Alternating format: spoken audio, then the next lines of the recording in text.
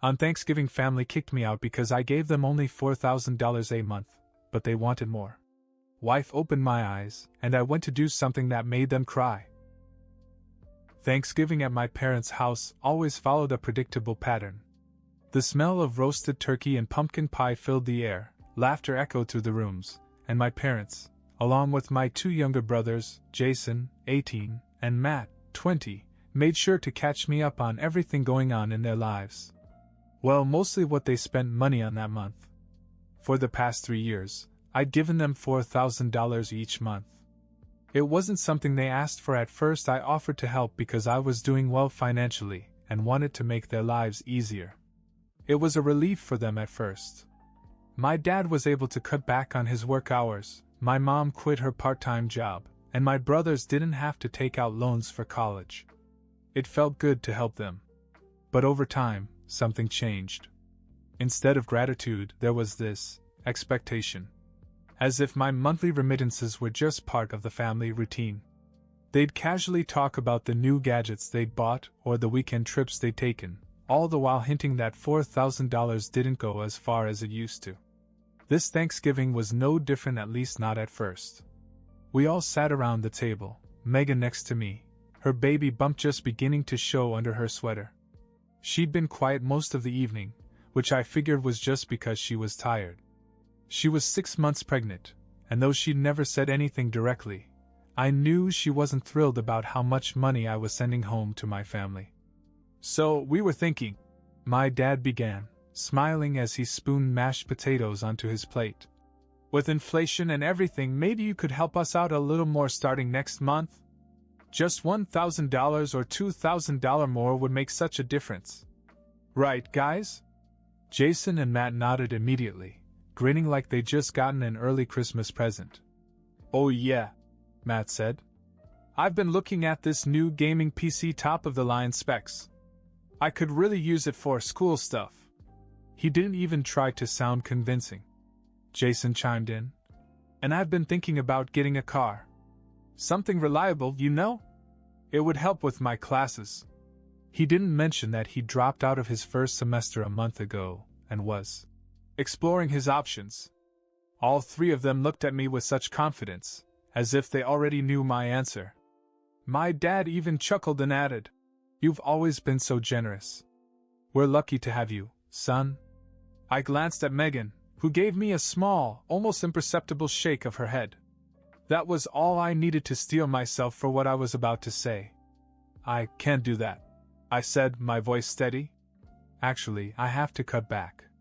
Things are tight right now, with the baby on the way, and I can't keep giving you $4,000 a month. Starting next month, I'll have to cut it to $2,000. The room fell silent. My father's smile disappeared, replaced by a furrowed brow. My mother's fork clattered on her plate. Jason and Matt exchanged wide-eyed glances before Jason broke the silence. "Wait, what? You're cutting it in half?" He looked genuinely offended. "I'm sorry," I said. "Megan and I need to think about our future. It's not that I don't want to help, but $4,000 is a lot, and we just can't afford it anymore." My mother let out a dramatic sigh. "You know, your father and I work so hard to keep this house going. And your brothers, they're so young. How can you expect them to focus on their future when they're worried about money? They're 18 and 20. I said. "They can get part-time jobs or something. I'm not saying they have to support themselves completely, but they should contribute." Matt crossed his arms. "You don't get it. It's hard to find the motivation to do anything right now. Jobs suck, and school is a drag. Why should I bother when I can't even see a clear path forward?"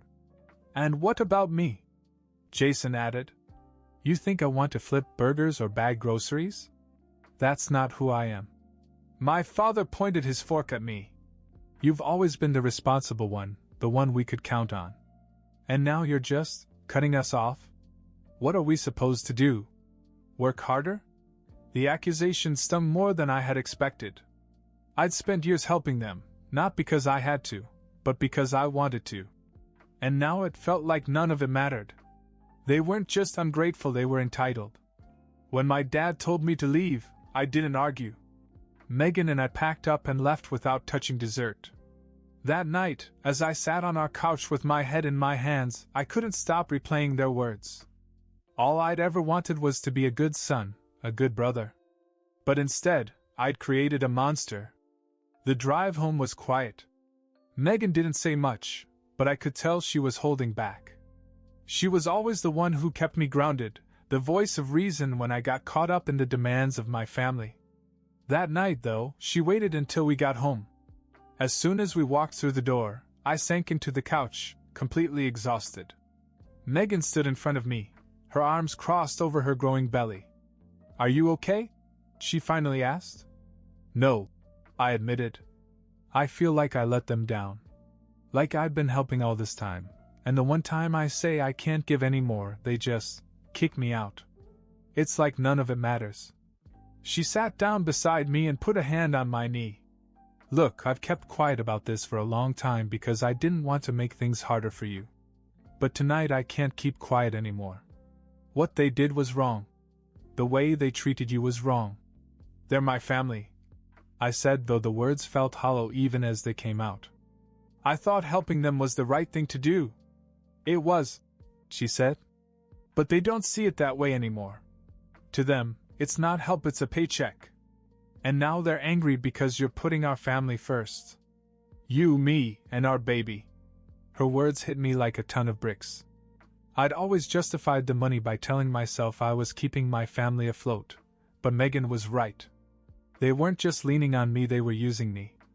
And I let it happen because I didn't want to feel like a bad son or brother. "They kicked me out, Megan," I said, my voice cracking. "On Thanksgiving." She nodded, her eyes softening. "I know. And you didn't deserve it. You were more than generous, and they took advantage of you. But this is the wake-up call you needed. You have to think of us now.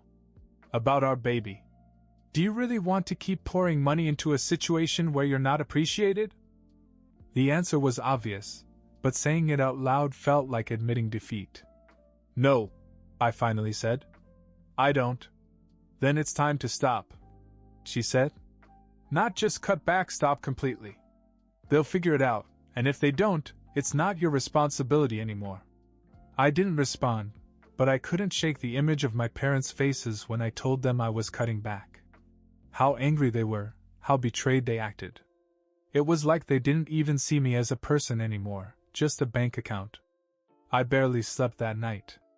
I kept going over every conversation I'd had with them over the past few years, realizing how many red flags I'd ignored. The way my father always brought up money like it was a casual topic. The way my brothers never thanked me, but always had something new they needed. The way my mother would guilt me for even hinting that I was stretched too thin. By morning, I'd made up my mind. Megan was right, it was time to quit.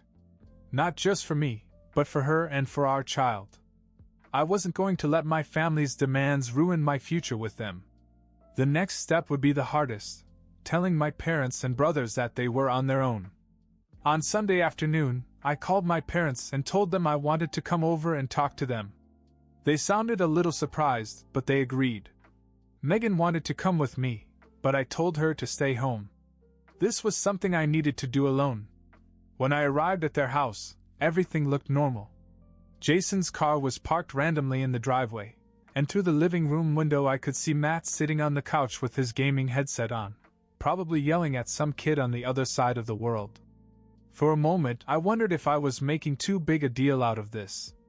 Maybe they'd understand if I explained things calmly.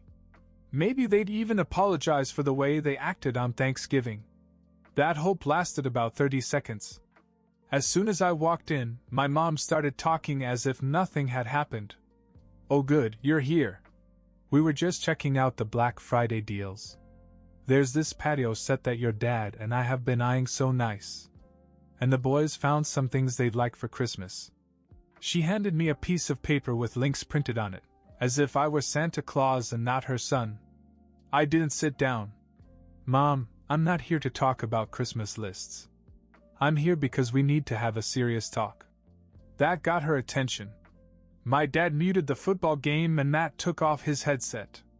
Jason came in from the kitchen, still chewing on something. They all sat down and looked at me expectantly. I've been doing a lot of thinking. I began. And after what happened on Thanksgiving, I realized that I need to make some changes. I've been helping you for years, and I don't regret it. But Megan and I have a baby on the way, and we need to focus on our family now. So as of right now, I'm going to stop sending you money. The silence was deafening. My dad's face turned red and my mom's jaw literally dropped. Jason and Matt just stared at me as if I told them I was canceling Christmas. What do you mean, stop sending money? My dad finally asked. You can't just cut us off like that. That's exactly what I'm doing, I said. It's not sustainable. You've had years to adjust, but instead you've gotten used to it. It's not my job to finance your lifestyle. Matt was the first to explode. Are you serious? So what, we're just supposed to fend for ourselves? I don't even have a job right now. Then get one, I said. You're 20 years old, Matt. Lots of people your age work while they go to school. Jason jumped in. This is so messed up, man. We've been struggling and you know it. How can you just leave us like this? I snapped. Struggling? You're not struggling. You sit around playing video games and complaining about motivation while I bust my ass to support you. You know what's struggling? Trying to save for a baby while your family is bleeding you dry. That's struggling. My mom started to cry. How can you talk to us like that? We're your family. I know you're my family, I said. That's why I helped you in the first place. But you took advantage of me, and I can't do it anymore. I won't. Then came the twist I hadn't seen coming. You think we don't know about Megan? My dad said suddenly, his voice deep and cold. What are you talking about? I asked, confused. We've been talking, he continued. Your wife has been whispering in your ear, hasn't she? Filling your head with ideas about cutting us off. I froze. That's ridiculous. This is my decision. Is it? My mother asked, her voice shaking. Because it sounds like she's pulling the strings around here. Ever since she came into the picture, you've been different. You used to care about this family. I couldn't believe what I was hearing. You're seriously blaming Megan? She's not the problem, you are. She's the one who opened my eyes to how toxic this had become. And you know what? She's right. Jason rolled his eyes. Wow, you really let her brainwash you, huh? Whatever happened to family first? Or does that only apply when it's convenient? Enough, I said. You don't get to make me feel guilty about putting my wife and child first. This isn't about Megan. This is about you refusing to take responsibility for your own life. My mother began to sob harder, and my father stood up and pointed a finger at me. If you leave here today and cut us off, don't bother coming back. You'll regret it. I looked him right in the eye. The only thing I regret is not doing this sooner. With that, I turned and walked out the door, leaving them in stunned silence. I barely made it to my car before my phone started buzzing. It was my mom. I ignored the call, then another from Jason, then a flood of texts. They ranged from angry to guilt-tripping to downright manipulative. Mom, we've always been there for you and this is how you repay us. Jason, don't worry, I'll just go live in my car since I guess I don't matter anymore. Dad, don't think for a second you can just waltz back into this family after what you did. When I got home, I felt like I was suffocating. Megan was waiting for me on the couch and looked up as I walked in. She must have seen the tension on my face because she didn't say anything right away. She just opened her arms, and for the first time in years, I let myself fall apart. After I told her everything, she remained silent for a moment before asking, Do you think they'll actually cut you off? I laughed bitterly.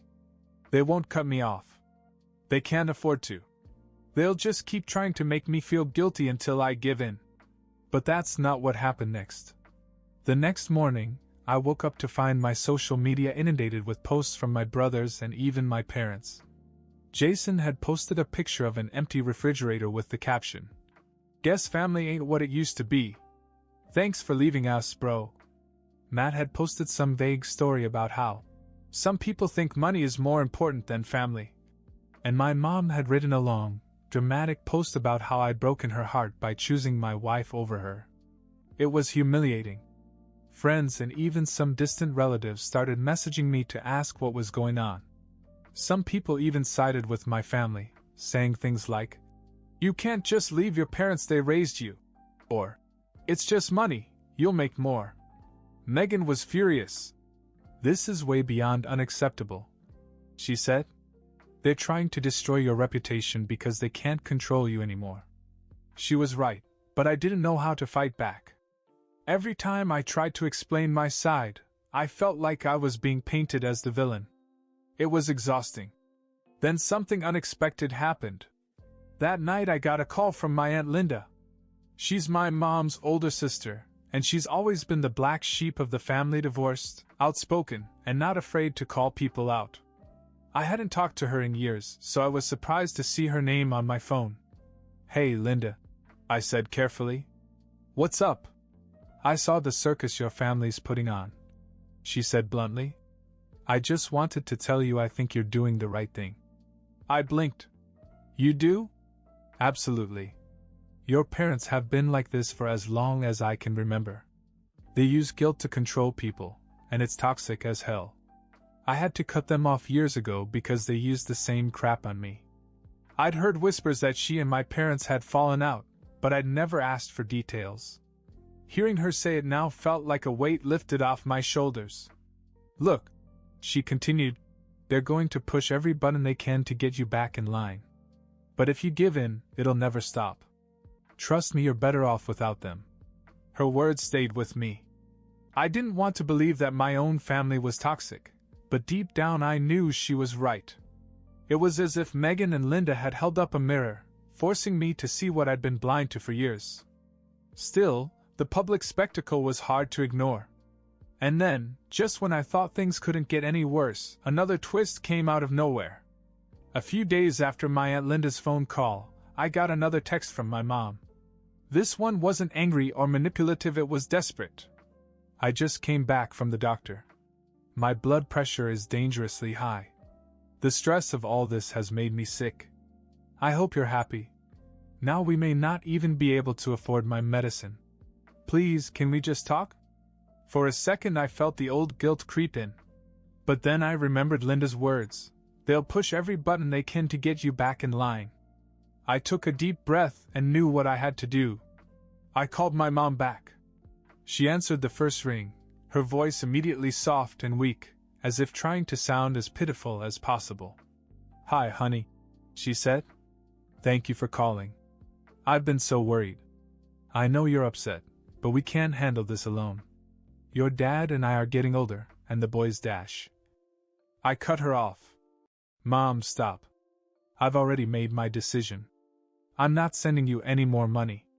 It's not my responsibility to solve everyone's problems. You, Dad, and the boys are all able to work. It's time for you to take care of yourselves." There was a long silence, and then she began to cry.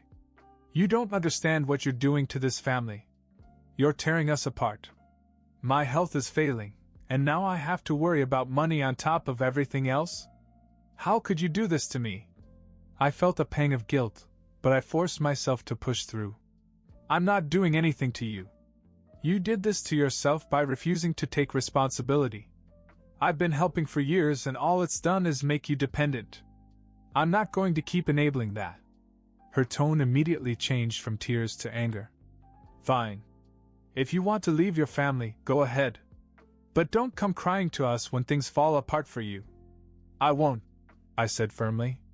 "Goodbye, Mom." And just like that I hung up. It hurt more than I thought. Even though I knew it was the right thing to do, the finality of that conversation hit me like a ton of bricks. I'd spent so much of my life trying to be the perfect son, and now it was clear that I could never live up to their impossible expectations. For the next few months, I stuck with my decision. Jason and Matt sent me angry texts from time to time, blaming me for everything from their car problems to their lack of motivation. My dad emailed me once, saying he hoped I was happy, breaking up the family. I didn't respond to any of it. Eventually the messages stopped. I think they realized I wasn't going to back down, Megan and I focused on preparing for our daughter's arrival, and for the first time in years, I felt a sense of peace. When our daughter Ella was born, everything changed. When I held her for the first time, I felt a kind of love I'd never felt before. Suddenly all the stress and guilt of my family seemed so small and insignificant. Megan and I could finally focus on building a happy, healthy life for our little family. A few weeks after Ella's birth, I received a phone call from my Aunt Linda. "I just heard the good news," she said. "Congratulations. How does it feel to be a dad?" "It's incredible," I said. "I can't even put it into words." "Well," she said, her voice warm, "just remember you've got your own family now. You're doing the right thing, even if it's hard." She was right. Cutting my parents and brothers out of my life was one of the hardest things I'd ever done, but it was also one of the best. They were forced to figure things out for themselves, and I was finally free from the weight of their expectations. Now, every time I look at Ella, I know I made the right choice. She deserves a dad who will put her first, a dad who won't let anyone or anything get in the way of her happiness. And that's who I'm going to be.